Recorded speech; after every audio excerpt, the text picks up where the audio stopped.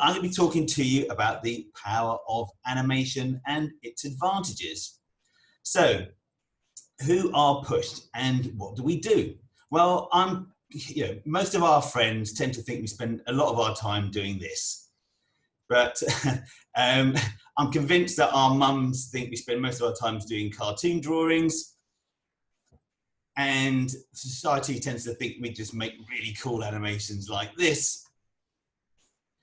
However, we tend to think we spend a lot of time doing this. But to be honest, we actually spend most of our time doing this. Yeah, you guessed it. We are an animation and video production company. We're based in Plymouth, but we've also got an office in Southampton.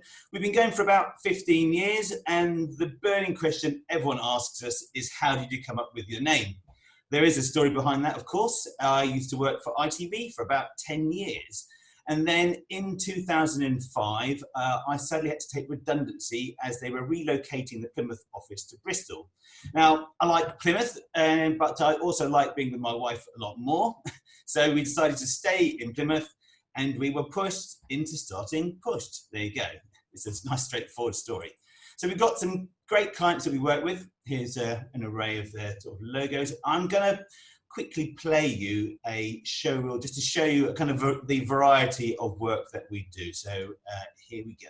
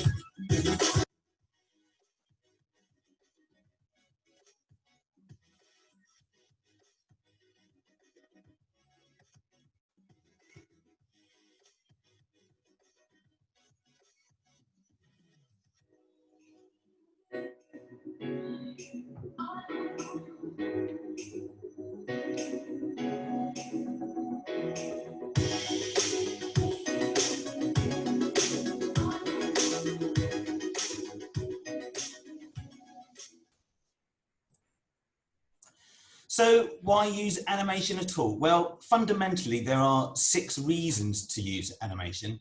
And as I'm much better at doing animations than I am at presentations, I thought no better way to show you than to put it in an animation.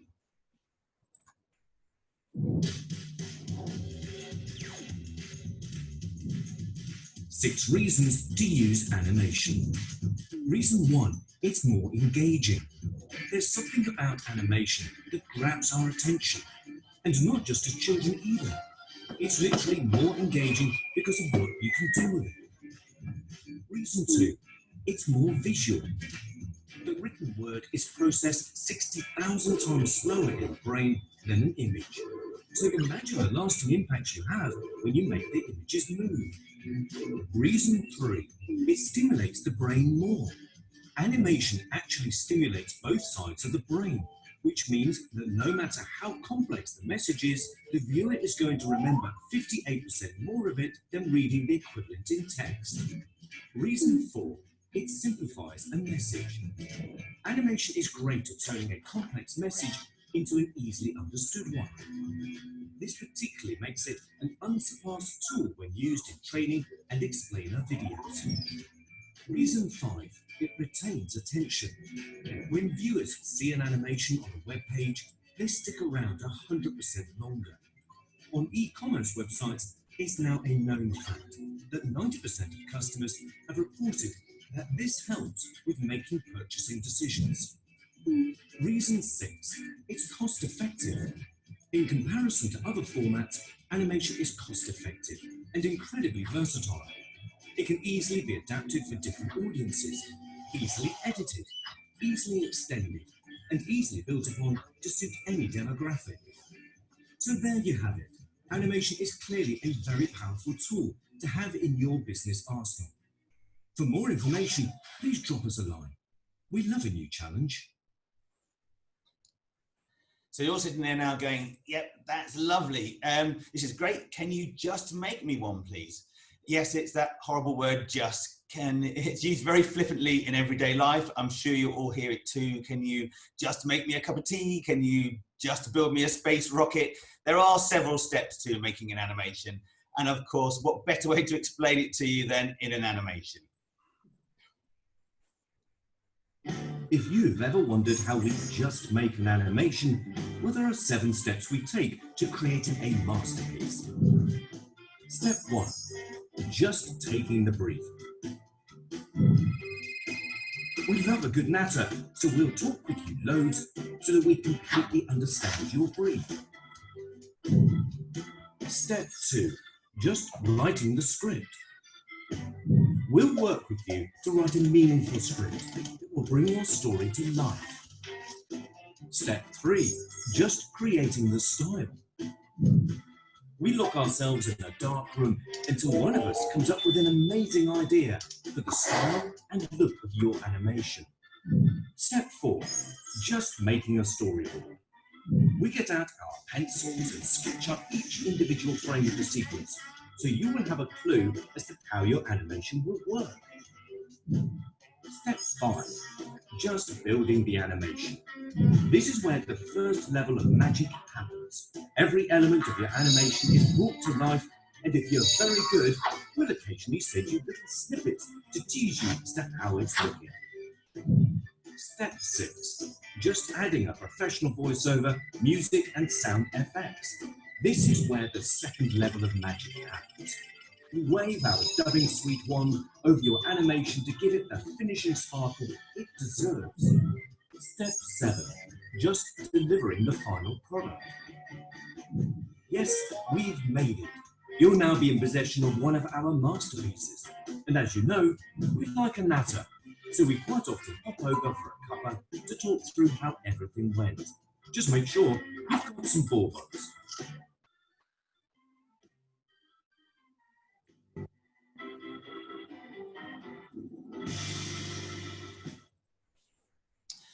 So we would class ourselves, I suppose, at experts at kind of desensitizing sensitive subjects. Animation's really good at doing this. For example, we got asked to produce a commercial for a dental implant company. Now, no one wants to see inside someone's mouth, so we had to come up with another approach for them. This animation kind of shows you how we kind of did that. When Jack fell down and broke his crown, more teeth came tumbling after. Jill thought he'd never smile again. That was until they discovered Dental Care Plus. Before he knew it, he had new dental implants and was sporting a brand new smile. Jill was very impressed with Jack's new winning smile, and also that it didn't cost as much as they thought. In fact, she was soon hot-footing it back to replace her dentures with implants. Dental Care Plus, helping you smile again. Another great area for animation is explainer videos. Now, explainers can take that dry, complex message and make it more digestible with an animation. It gets that information into your heads quickly. The short example I'm going to show you is something that we did for Tarmac about the IR35 tax. It kind of took that subject and just kind of broke it down. Disguised employees are everywhere, and you might be one and not even realise. So what is a disguised employee? Well, we're not talking about people just wearing masks here. This is all about IR35 and the shift of responsibility to the business to determine the status of all their off-payroll workers.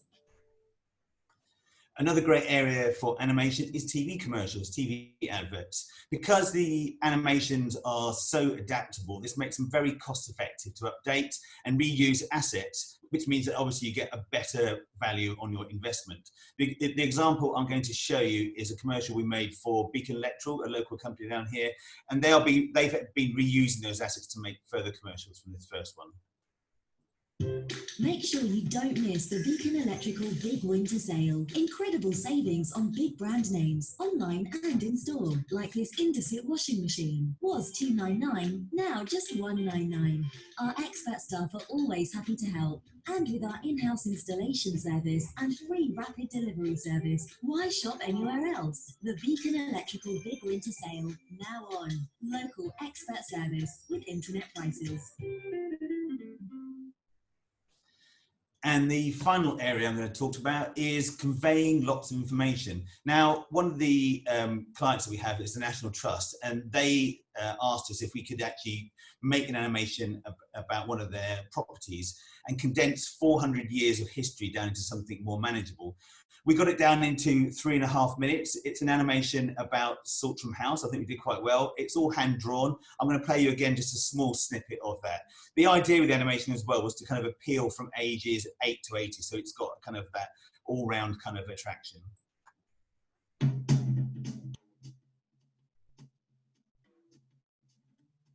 Over 400 years ago, in about 1614, James Bagg II bought Saltram, a modest Tudor house surrounded by acres of land and salt marsh. Like his father, he was head of customs, but he was notorious for his dishonesty, earning the nickname the Bottomless Bag. Even as the supplier of goods to the Navy, he negligently poisoned them with cheap, rotten food. So there you have it. To recap, animation is a powerful tool because it is more engaging. And of course, it is more visual. It helps stimulate both sides of that brain. It simplifies a complex message, which obviously helps retain attention. And as I said before, it's very cost effective. It makes it excellent for working on YouTube, websites, social media, online. It's great for your explainer and tutorial videos, kind of desensitizing those messages and those complex messages and making them more understandable. And finally, for TV and online adverts, because they're nice and easy to update. Thank you very much. Any questions? Mm-hmm. Right, would you like to share your screen, Dave? That's, yeah, then we can see everybody. Brilliant. Has anybody got any questions? Anna, yes, please unmute yourself. Hi Dave, thanks for that. I guess more of a comment than a question really. I've used animation when I was working in big corporates for internal comms. Yes. And I found it just so helpful to get people on board with things that we were doing at the centre of the company. So I worked in big professional services firms. Yeah. And yeah, for internal comms, it was also a fantastic tool. Yeah, it's so quick, isn't it, to actually kind of get that message across? Yeah, and just in a more creative way rather than just stuff on the intranet that's a partner saying this is what we're going to be focusing on this year, blah blah blah. So yeah, I just found it really effective. So just a big up for animation. Yes, thank you for that, backing me up. Yeah, I think you're right. I think it's just so much more engaging.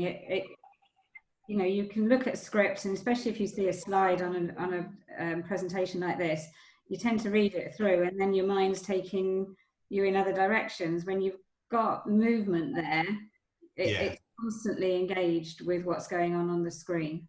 Yeah, I mean, that's where we found with the National Trust one, kind of getting that 400 years of history into 3.5 minutes. It does show you how animation can, you know, it's so flexible. The fact it can do that, it can actually condense it down and get that kind of message across. Yeah, no, really effective. So, John Harvey, did you want a question? Could I? Yeah, I just wanted to say. Could I come in? Sorry, Richard, just John, after John. Yeah, then please do. Easy. I just wanted to for company presentations, could you not use it for that? Anything that isn't PowerPoint would be wonderful. Yeah, there's many obviously kind of I've done the main kind of areas that we kind of get to work in, but yeah, I mean it gets used for lots of different things like that. Big conferences as well, it gets used for openers. We're working with a company at the moment actually, which funny enough is an opening animation to a PowerPoint presentation, which is which I found kind of ironic, but yeah, it's something that we're working on at the moment. Oh dear God, yeah, marvelous. Thank you. Cheers. Thanks, John. So Richard, you wanted to say something, ask a question. Morning, Richard. Yeah, Dave. I just wanted to pick up on Anna's comment, actually. Richard, we can't hear you very well. I've worked with Richard, I'm sorry, we can't hear you very well. In the past, when I was leading the marketing for the ferries. Has he been Sorry, drinking? Richard. If you, Richard, we're can struggling you to hear not you. hear me? No, you're breaking up quite badly. I don't know whether it's your microphone or Okay, I'm a bit closer to my mic now. Is that any good? Not really. No, I'm Can sorry. you hear me? We can hear you, but it's hear me breaking at up. all? I Maybe think it's the try to Wi-Fi. deactivate your video. Yeah, and the Wi-Fi is slow Hello? down. Yeah, it might be an idea to Can you type hear it rather me? than speak. Yeah. Oh. Putting it in the chat.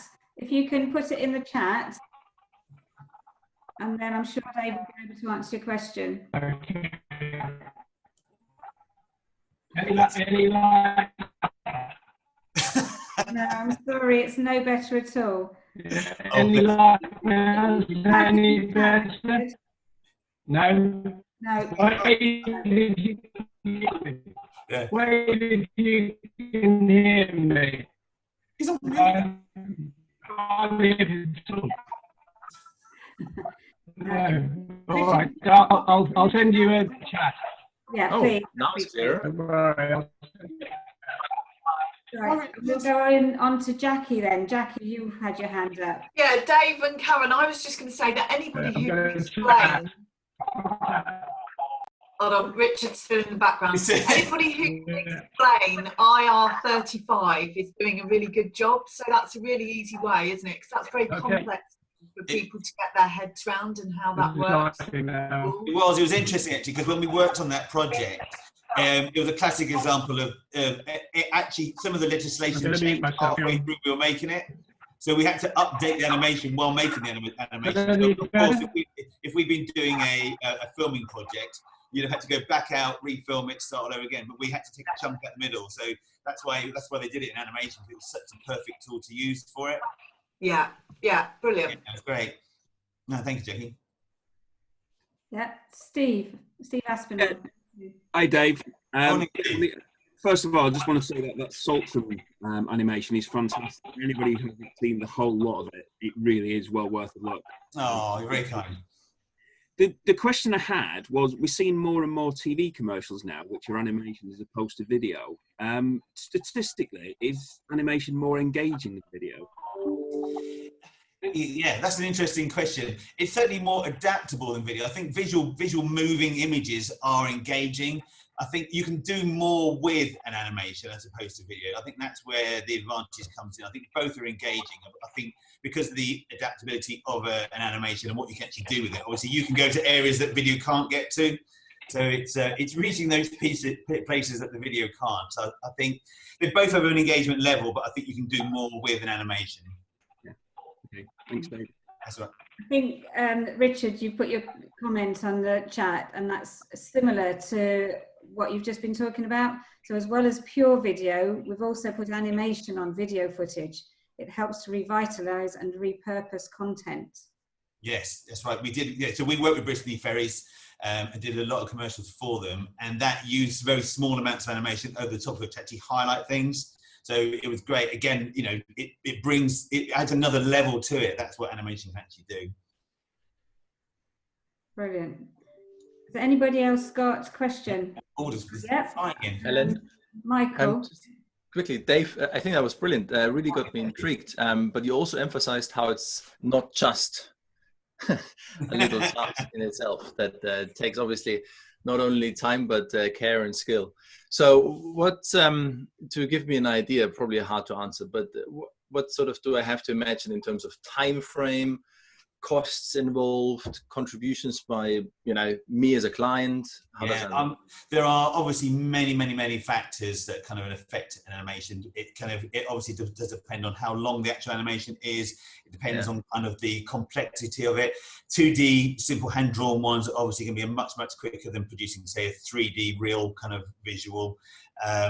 Yeah, and it really is kind of dependent upon those sort of factors, really. I mean, costs can range from a couple of kind of £1,000 to 20, £50,000. It really is. There's such a huge bracket. It's quite difficult to kind of pin it down. Time frames, commercials like, for example, at Beacon Electrical, they take I'd say a couple of weeks to put together, roughly from sort of start to finish.